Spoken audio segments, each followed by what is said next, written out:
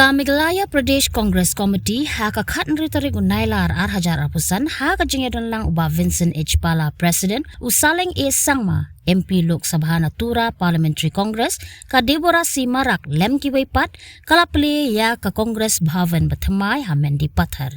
Kani ka sinjam la shimba ka dekadak bat jingpen I Jingïatylli kani ka sengsan hima bala rimba ka bamdan shu watang uway ru udukot hayeng darbar thawan ka jilla hadien basawut naki kata u Dr. Celestine Lingdo uba Charles Marngar uba Gabriel Waklang lem uba Ronnie V. Lingdo kila pet penyaso bat ka National People's Party ka balam khamat ya ka sorkar MDA2.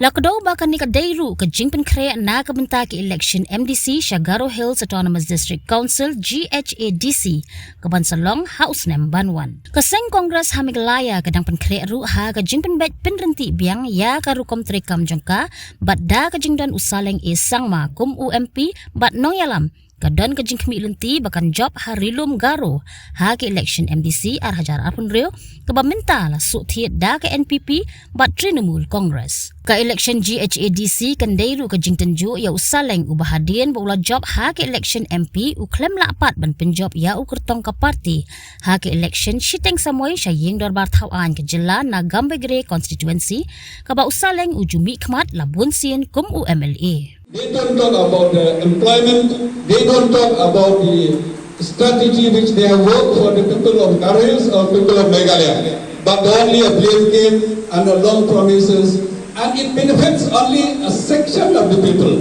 It benefits only certain people where we have a high stake in the party or in the government.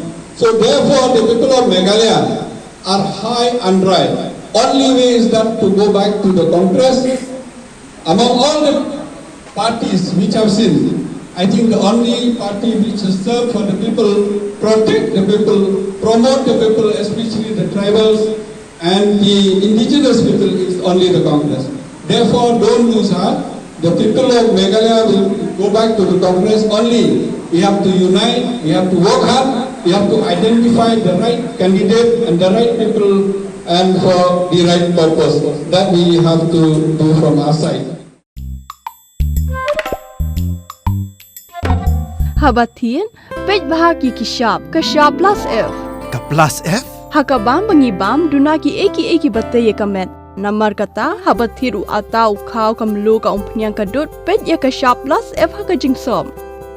Yaki nutrient kumki vitamin bat ka iron la icon diat bat ka bathau bha kam khta ka dur jingki mar bam ka jing mat lani ka rukom shed yaki balehi banai kita kadon ka we ka jing mentoy ba kongsan ka kot ka khia ka nutrition ba kham bha ka jing im ba kham bha pendon kam daki mar bam madon ka sharp plus F menta kasni Lawan Ra Shafi Lingba ko office jong Commissionerate of Food Safety Meghalaya.